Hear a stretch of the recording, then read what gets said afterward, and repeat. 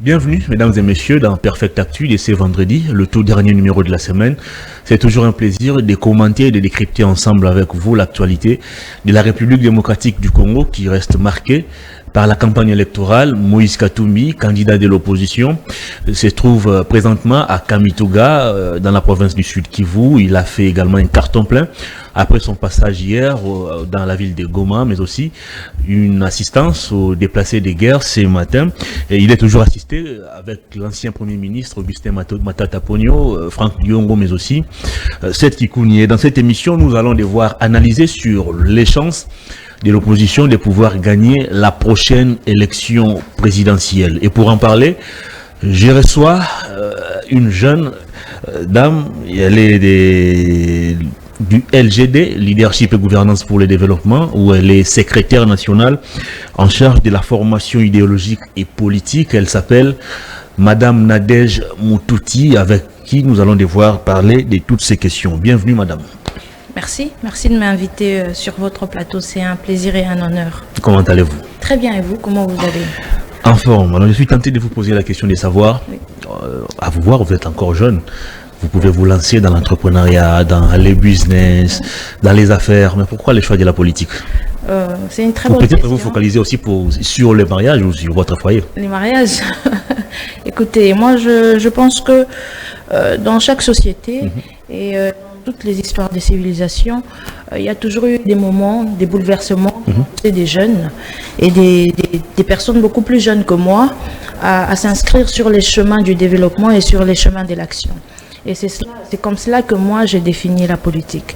Parce que je crois au sein de notre société, mais aussi dans les mondes, que la politique, grâce à la politique, il n'y a pas de fatalité. Il y a des grandes causes qui nous poussent à agir. Il y a des grandes causes qui nous poussent à parfois à vouloir donner de son temps, de sa jeunesse, pour essayer de faire avancer les choses. Voilà pourquoi je fais le choix de faire la politique.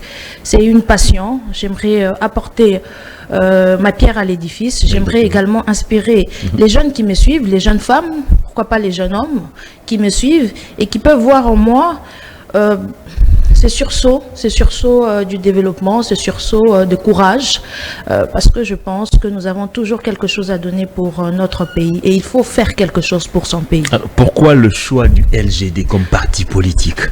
Très bonne question également. Vous savez, je vais être sincère avec vous, hein. C'est dans tous les plateaux que je le dis. La politique au Congo m'a peu séduite.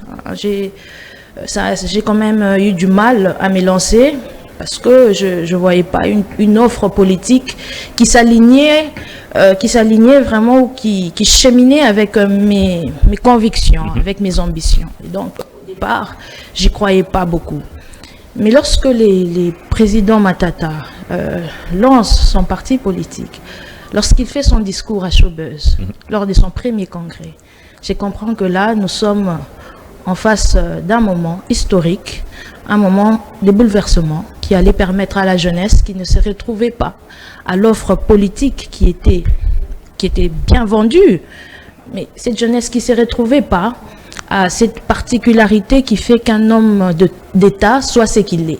Et c'est ce qu'a incarné Matata pendant sa gestion. Il incarnait ce leadership et cette gouvernance qui a fait de moi une adepte du matatisme.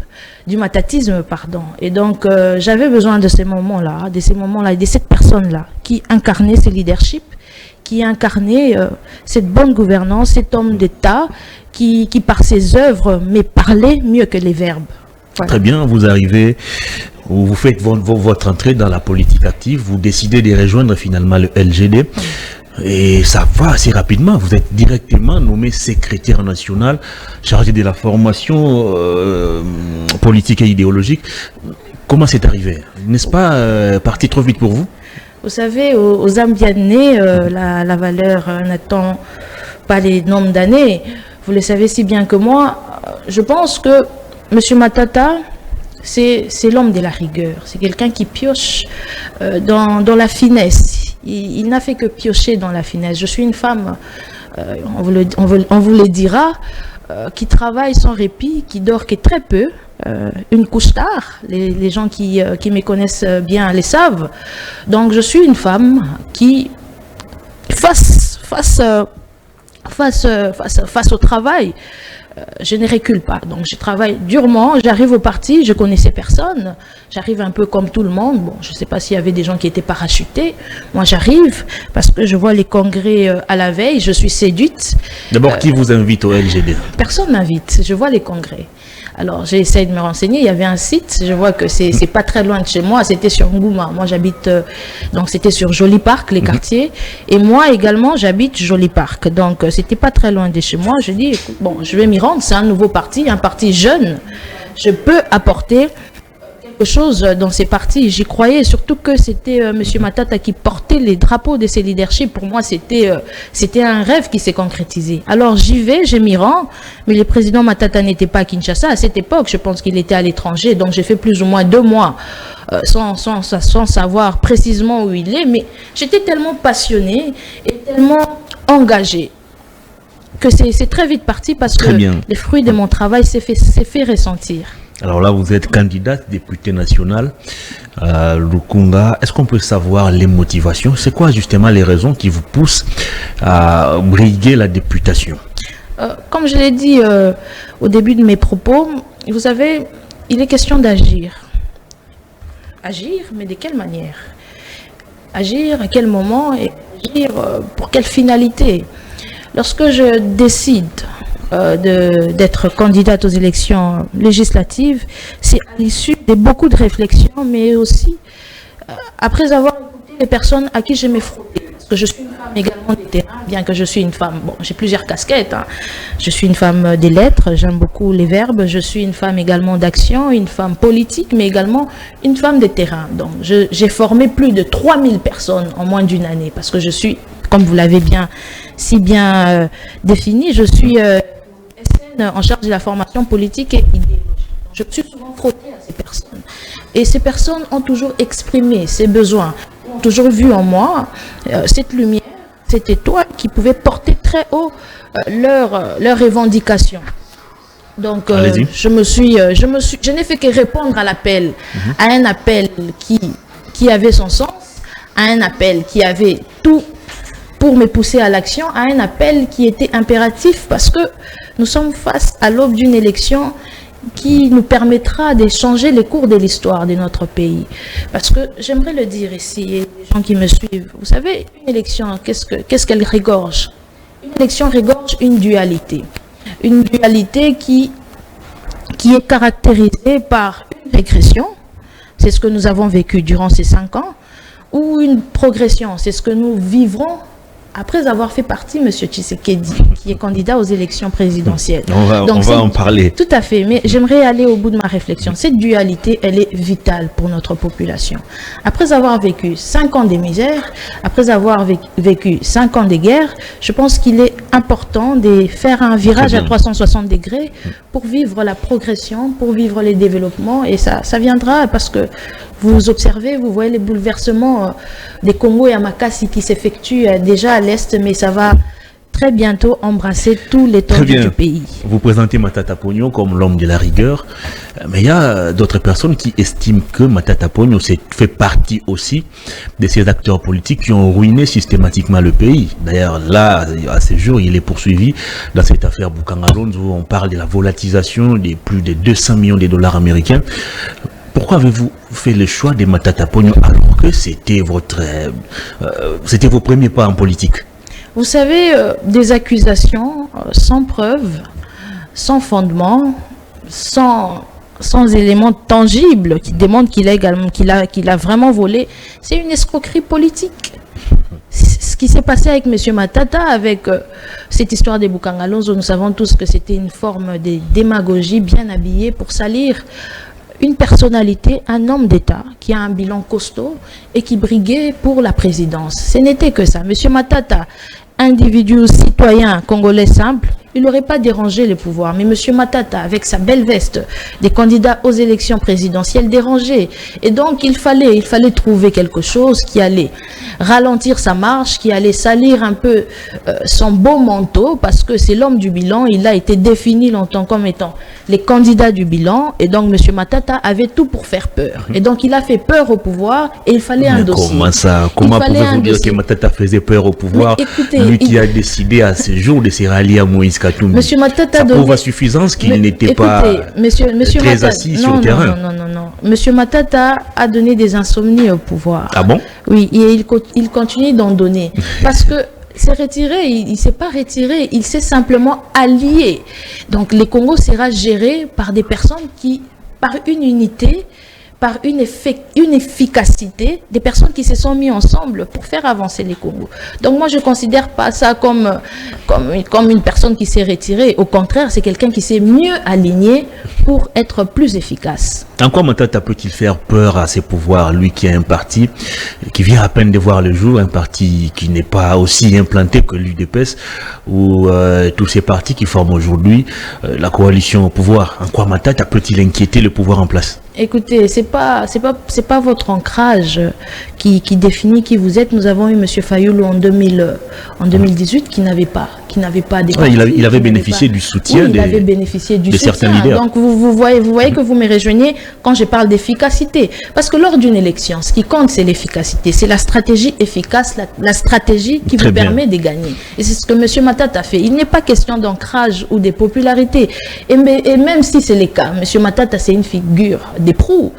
C'est quand même quelqu'un qui a géré les pays au niveau national. Il a été Premier ministre, il a été ministre des Finances, il a été directeur des BCECO, il a géré des milliards dans cette structure. C'est quelqu'un dont les œuvres parlent aujourd'hui. Partout où il passe, on lui parle du taux d'échange, on lui parle des Transco, on lui parle des Congo Airways. C'est lui qui a fait toutes ces choses. Mais aujourd'hui, ces choses sont où? Aujourd'hui, on parle d'un budget à 16 milliards de dollars américains. Budget à 16 milliards. On parle de la gratuité, chose que son gouvernement n'avait pas réussi à matérialiser.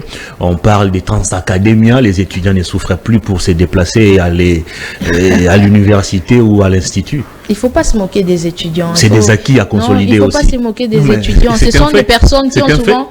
Ce sont des personnes qui ont souvent eu une approche objective, donc il faut pas les traîner dans la boue.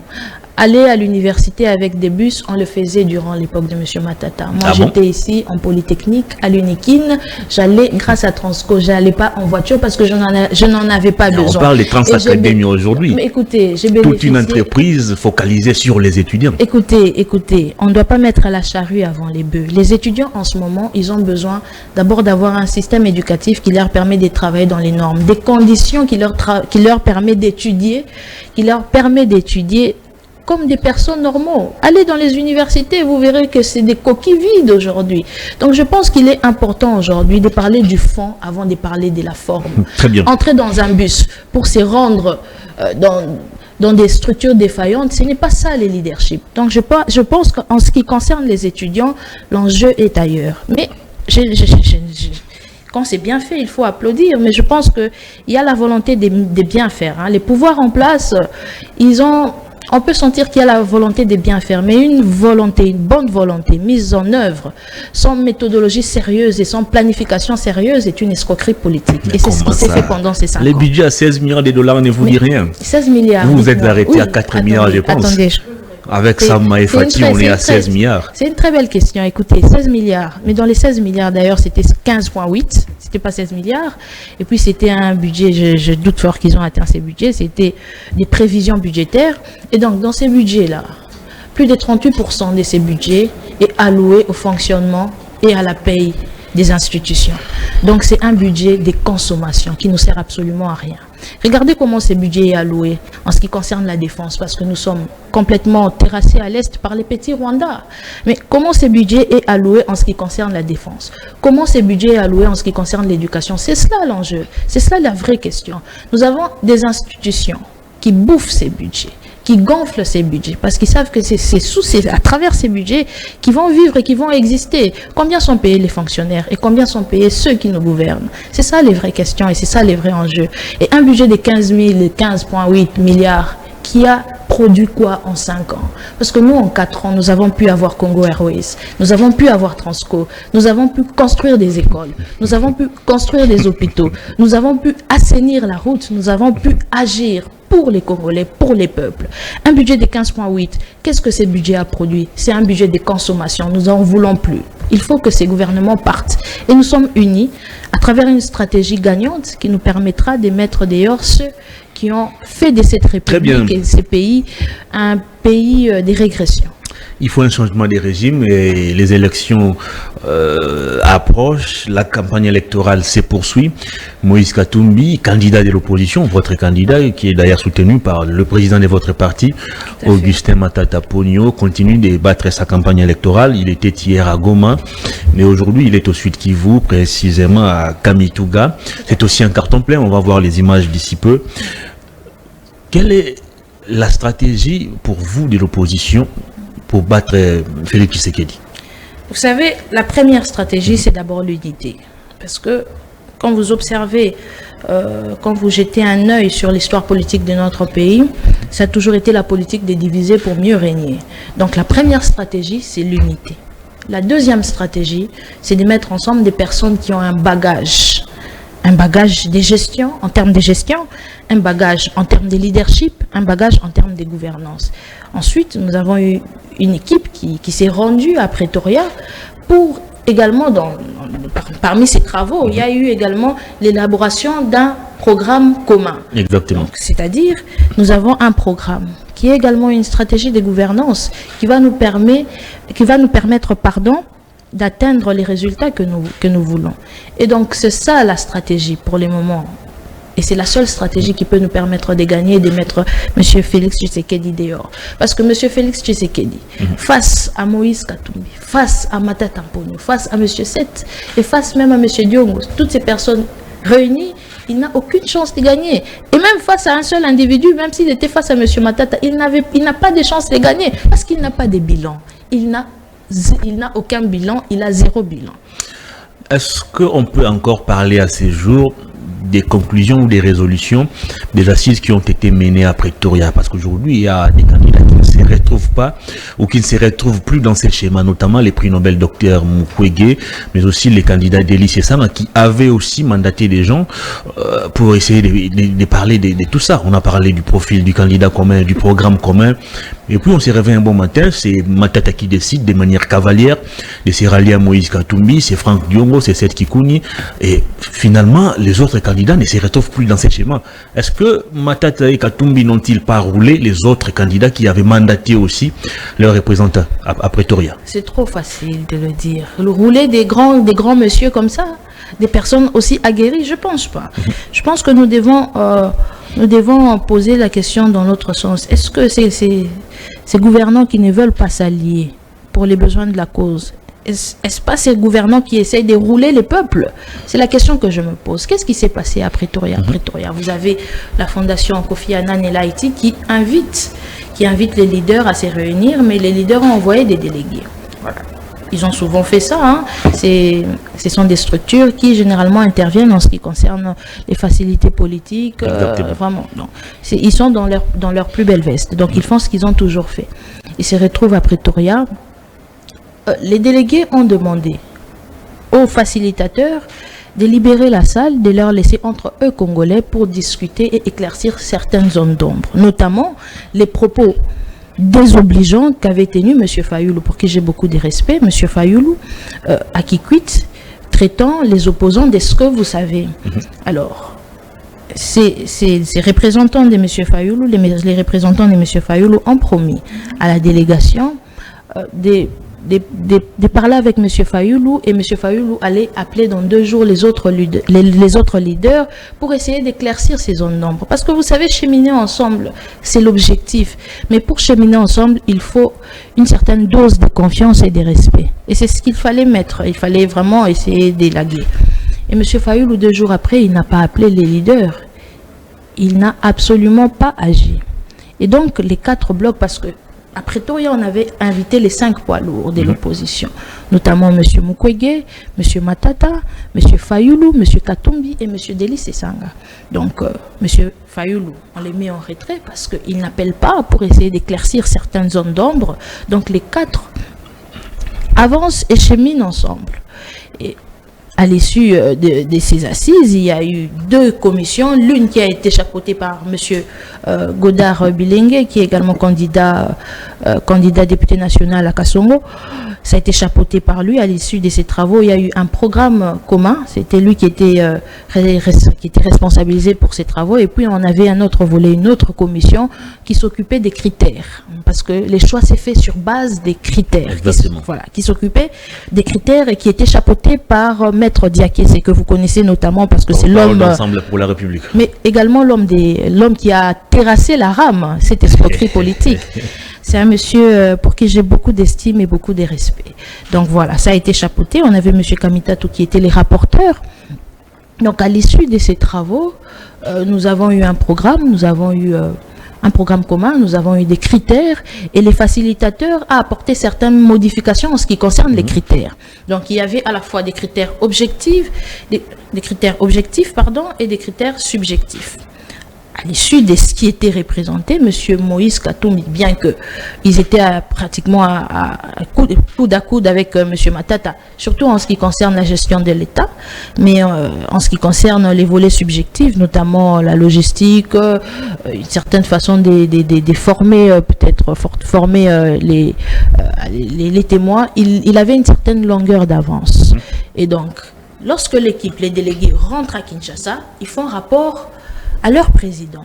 Et c'est à l'issue de ces rapports, des rapports de ces travaux, que M. Matata, qui est un grand homme d'État, avec un parcours brillant, qui fait le choix de faire un sursaut patriotique remarquable, que je salue d'ailleurs, parce que c'est historique ce qu'il a fait. Il s'aligne derrière, aux côtés, je préfère dire aux côtés, de M. Katumbi, en laissant la porte ouverte aux autres, pour leur dire, écoutez, c'est un moment historique, ces moments n'attendent que nous, les Congos n'attendent que nous, mettons-nous derrière la personne qui remplit totalement les critères, bien qu'on s'y rapproche, mais il remplit les critères, mettons-nous derrière lui et avançons. Très bien. Parce que l'objectif, ce n'est pas d'être les candidats communs, l'objectif, c'est de mettre dehors M. Félix Antoine Tshisekedi. Et c'est ce que le président a décidé de faire, et c'est le choix de la raison, c'est le choix de l'efficacité. Très bien, avant de prendre les images de Kamituga et Kindu, qu'est-ce qui a motivé aujourd'hui les ralliements de Matata à Moïse Katumbi? Est-ce le profil ou le programme commun tel que discuté au niveau des Pretoria ou sa volonté personnelle? Non, mais écoutez, je vous ai parlé des critères. Il y avait des critères objectifs. En ce qui concerne la gestion de l'État, il y avait, bon, M. Katumbi a géré les grands Katanga, c'est pas un petit monsieur. M. Matata également a géré en tant que Premier ministre, en tant que ministre des Finances. Donc, en ce qui concerne les critères, les critères objectifs, ils étaient vraiment les deux, ils étaient en avance parce que les deux, ils ont plus d'expérience politique par rapport aux autres leaders. Mais en ce qui concerne les critères subjectifs, tels que la mobilisation, tels que la logistique, nous devons accepter qu'il y a des candidats qui se sont peut-être mieux outillés par rapport à d'autres. Ça ne signifie pas que les autres ne se sont pas suffisamment préparés, mais si nous avons quelqu'un sur qui nous pouvons nous appuyer pour gagner, pourquoi ne pas le faire? Pourquoi chercher à se diviser au moment où le peuple a besoin de l'unité, de la fraternité, de la solidarité et de la stratégie gagnante? Pourquoi? Comment expliquez-vous la réticence des deux autres leaders malgré les résolutions prises au niveau des Pretoria, notamment Mukwege et Sesanga? Comment expliquez-vous à ces jours la réticence? Pourquoi ils ne veulent pas rejoindre aussi Moïse Katumbi? Bon, je ne parlerai pas à leur place. Nous attendons, la porte, M. Matata a laissé la porte ouverte, ils vont certainement nous rejoindre parce que je pense que ce sont des hommes brillants et des hommes qui ont une certaine hauteur. Et je pense qu'ils se mettront face à la raison et ils vont rejoindre la stratégie efficace. Mais on leur laisse le temps, c'est trop tôt pour se prononcer. Merci. Alors, on va retourner du côté de la régie, mesdames et messieurs, pour suivre d'abord le meeting tenu à Kamituga par Moïse Katumbi Tchapoué, mais aussi la douche froide que la population de Kindu a réservé au candidat numéro 20, Félix Tshisekedi. Suivez en image et on se retrouve tout juste après. tunasikia asante kabisa juu ya mambo ya taa ilikuwa mbaya. Mungu amilinde kabisa, asante.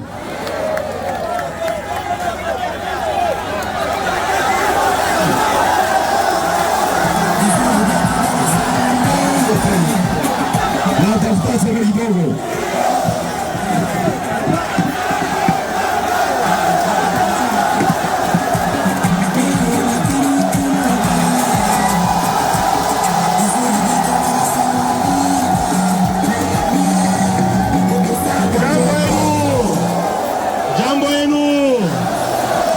Tunafurahi sana na hiyo tunapenda tuseme taux d'échange itashuka na bei itashuka na watu watakuwa vizuri. Asante sana. Sete leo ni mtoto wa huko Murega, leo atasema Mswahili Ngibele nicheka Lingala yangu na tutamcheka Swahili yake hapa. Mbote rabiso. Mbote lisusu. Posepeli mingi ndenge boya mbibiso.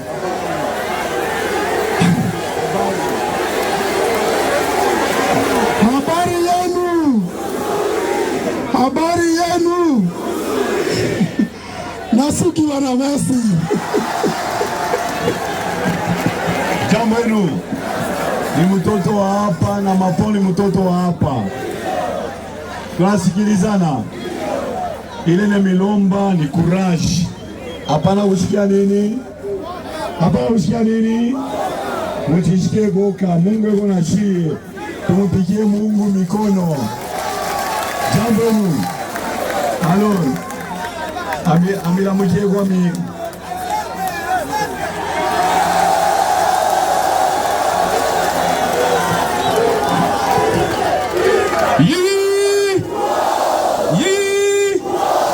Sitasema tena kitu baba alisasema. Si ni vile? Sitasema tena kitu baba alisasema.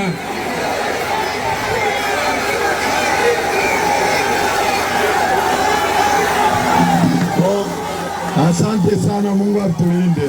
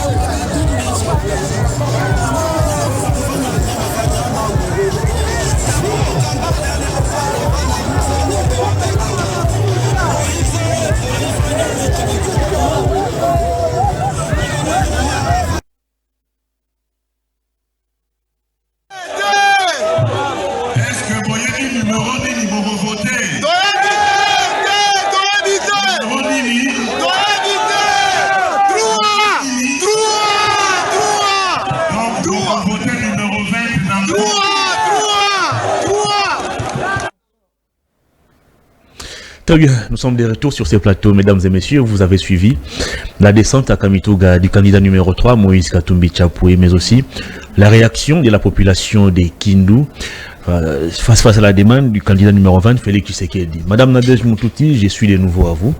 Vous avez suivi les deux images. D'abord, Moïse Katumbi à Kamituga, accompagné de Matata Pogno. Une mobilisation a réussi. Question, est-ce que ces 3 ou 4 leaders mis ensemble ont la capacité de transformer cette foule en véritables électeurs? Écoutez, vous savez, je suis émue quand je vois ces images parce que la foule s'exprime mieux que les verbes. Et ces images, à la fois, véhiculent un espoir et une espérance craquelée. Vous avez la foule qui parle à monsieur, qui hurle pratiquement pour se faire entendre, bien entendre, par monsieur Matata pour lui dire taux d'échange. Partout où il passe, on lui rappelle les taux d'échange. Donc monsieur Matata aujourd'hui incarne cette vitalité de la monnaie et grâce à lui, la République va être réanimée, hein, parce que la République est vraiment au commun. Donc la foule s'exprime mieux que les verbes. Aujourd'hui, la question n'est pas de savoir est-ce que cette foule peut être transformée en électeur, parce que cette foule l'est déjà. Les gens qui viennent. Parmi eux, il y a des gens qui sont venus simplement par curiosité. Je doute question fort. de voir pour la première fois peut-être Matata Pogno ou Moïse Katumbi. Non, je doute fort. Pourquoi? Parce que les gens ne viennent plus par curiosité, parce que les gens l'ont souvent fait et les gens ont été déçus. Aujourd'hui, les gens viennent quand ils entendent un message d'espoir. Et les gens sont venus parce qu'ils savent qu'ils allaient entendre non seulement un message d'espoir, mais ils allaient être en face des personnes qui ont transformé ces pays. Écoutez, qu'on se le dise, quels sont les indicateurs clés qui démontrent que les pays est bien géré? Vous avez l'économie, dans les secteurs de l'économie, vous avez par exemple les taux d'échange, vous avez la monnaie, vous avez les taux d'inflation. En ce qui concerne la sécurité, vous avez des indicateurs clés qui démontrent que les pays est bien géré. Ces hommes d'État, lorsqu'ils étaient au pouvoir, ont rempli totalement ces critères. Et ils l'ont fait. Et quand ils reviennent pour dire à la population, voilà ce que nous avons fait pour vous, nous allons le faire encore à nouveau, avec plus de moyens, avec plus de courage, avec plus d'ambition, les peuples ne viennent pas par curiosité. Les peuples viennent parce qu'ils savent. Ils savent que ces personnes-là, ces gens qui se sont portés à la présidence sont des personnes qu'il faut pour ces pays. C'est un ticket gagnant pour la République. Autre effet, avant de prendre la direction des Kamituga, les 4 leaders ont effectué le déplacement du centre, là où se trouvent les déplacés de guerre. Ils les ont assistés également à bien vivre et non vivre. Vous faites quelle analyse de ces faits? Là où tout un gouvernement, on a vu les VPM de l'économie il y a peu en Arabie Saoudite, aller commander 6 millions pour assister les déplacés de guerre, mais on a quand même des individus qui n'ont aucune fonction officielle, être en mesure de mettre des moyens pour assister leurs compatriotes. Vous savez, je l'ai dit dans mon propos, lorsqu'on veut bien faire, hein, parce que les gouvernements, vous pouvez sentir, le président de la République, il est souvent adulé pour son côté humain. Mais le côté humain ne résout pas les problèmes des Congolais. Il faut être un homme qui agit. Un homme qui agit à travers une planification sérieuse et rigoureuse. Donc vous pouvez sentir qu'il y a la volonté de bien faire, mais une volonté mise en œuvre sans méthodologie sérieuse et sans planification sérieuse est une escroquerie politique. On nous a escroqués pendant 5 ans. Voilà pourquoi vous avez des personnes qui ne sont pas en fonction, mais qui agissent parce qu'ils savent que quand il faut agir, il faut le faire. Imaginez maintenant quand ces personnes seront en fonction. Parce que quand le gouvernement agit, souvent, bien qu'il a très peu agi, si pas, quand les gouvernements essayent d'agir, je préfère dire ça, il est fait avec l'argent des contribuables. Mais Moïse Katumbi, ces leaders réunis les font sur fonds propres. C'est un sacrifice qui parlera, un sacrifice que les peuples n'oubliera pas. Voilà. Moïse Katumbi, Matata Pogno, Franck Dion et Seth Kikouni, on attend peut-être dans les jours qui viennent le ralliement des Mukwege et Sesanga, tous ces leaders mis ensemble face à Félix Tshisekedi qui bénéficient aussi du soutien des grands gabarits comme Vital Kamerhe, Jean-Pierre Bemba, Bahati Lukwebo, Mbosso et consorts. comment voyez-vous la bataille au niveau de la présidentielle? Est-ce que l'opposition, oui, vous critiquez Félix Tshisekedi, vous critiquez sa gouvernance, mais de l'autre, il y a aussi Félix Tshisekedi qui vous brandit ses réalisations. Lesquelles?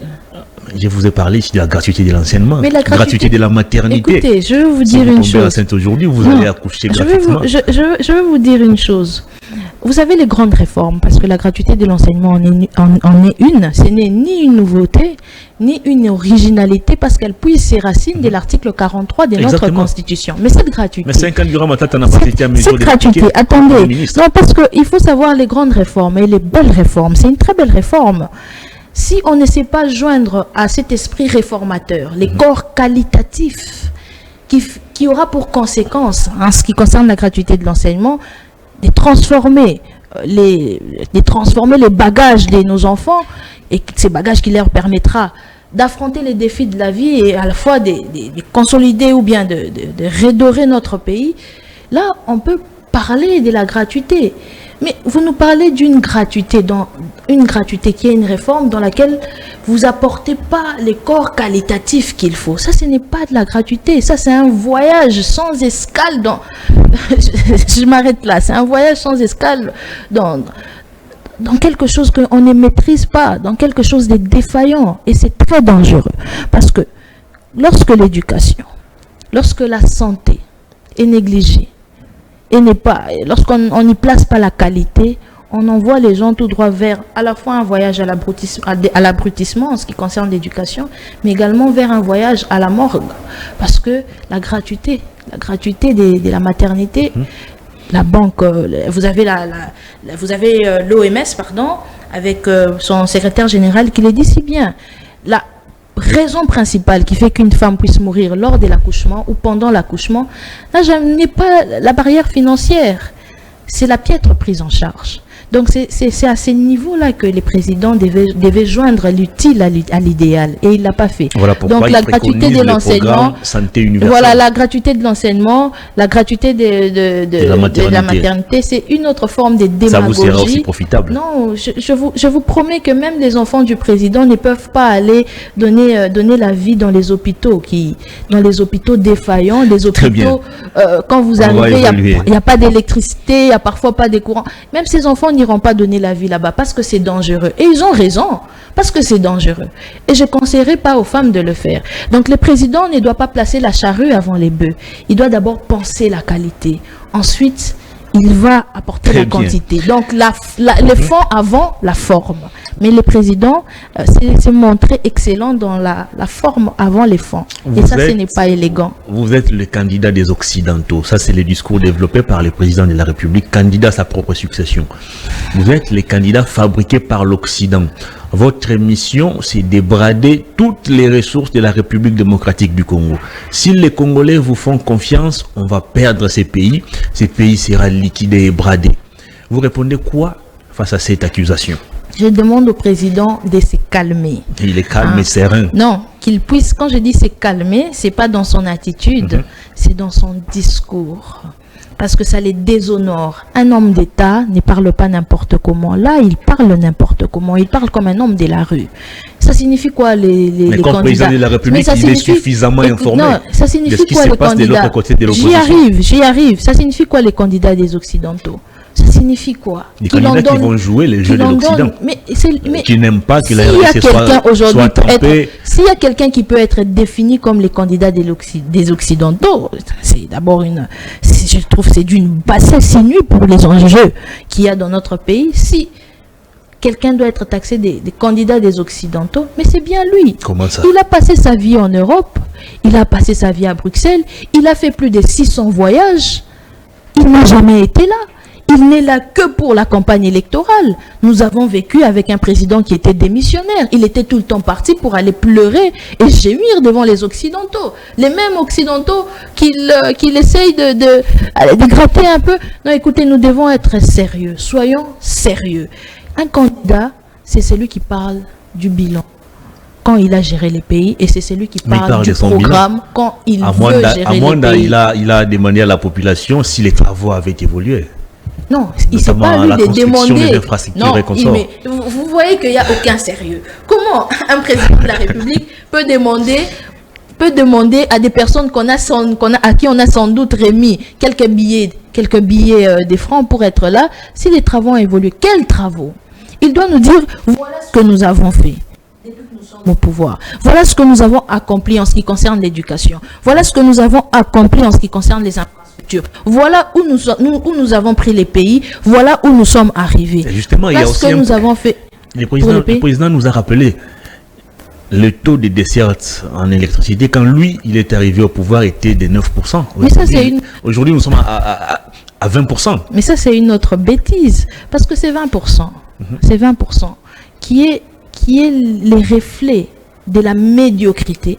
Parce que 20% d'accès à l'électricité des ménages, c'est une honte pour un pays qui a un barrage qui peut non seulement alimenter toute la RDC, c'est-à-dire on peut avoir des ménages, 100% des ménages qui ont accès à l'électricité, mais nous avons un barrage qui peut également alimenter l'Afrique, une partie de l'Europe, mais aussi une partie d'Asie.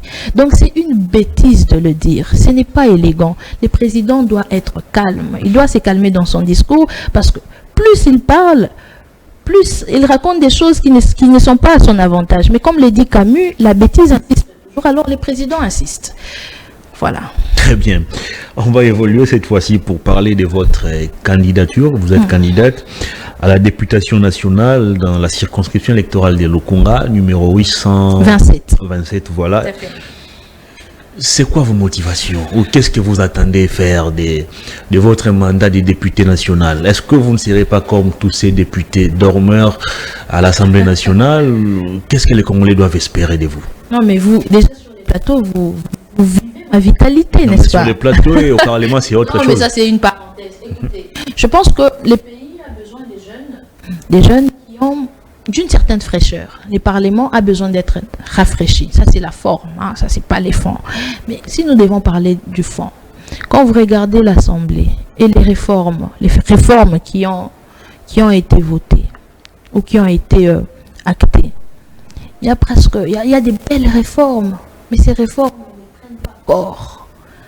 C'est d'abord ça ma première mission. Il faut que les belles réformes, déjà votées, puissent prendre corps. Quand vous regardez la mission d'un député, c'est aussi de surveiller les gouvernements, l'action du gouvernement.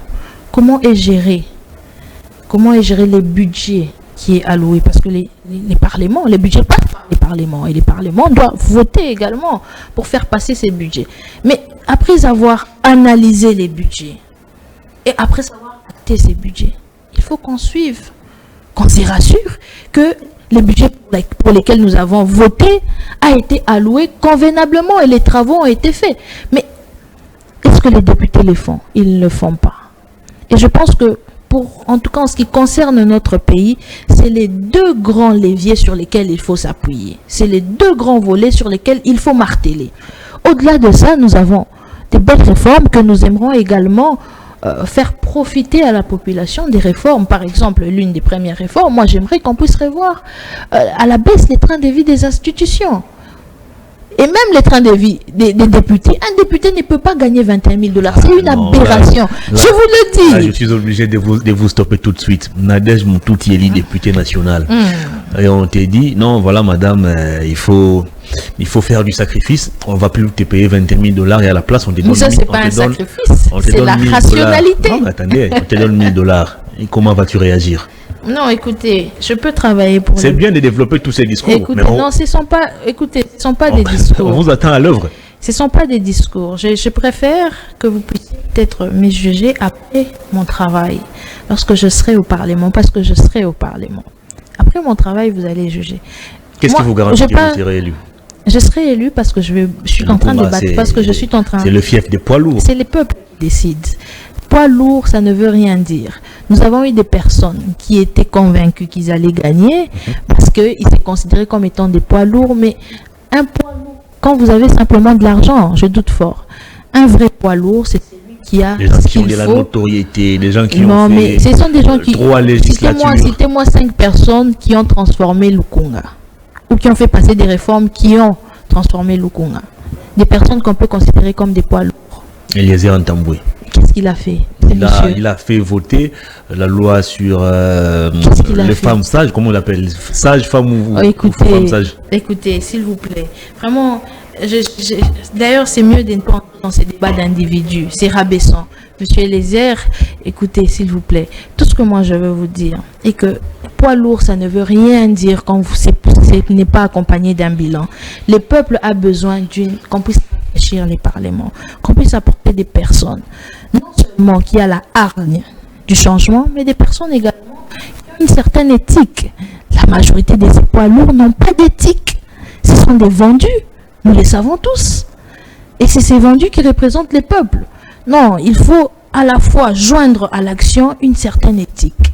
Et je pense que j'ai tout ce qu'il faut. J'ai rempli à la fois les critères en ce qui concerne l'éthique, mais également en ce qui concerne l'action et les capacités intellectuelles pour permettre non seulement ou contraindre les gouvernements à remplir leurs feuilles de route, mais aussi apporter des réformes qu'il faut pour rafraîchir notre pays. Qu'est-ce qui va marquer la différence entre vous, si vous êtes élu, et vos prédécesseurs?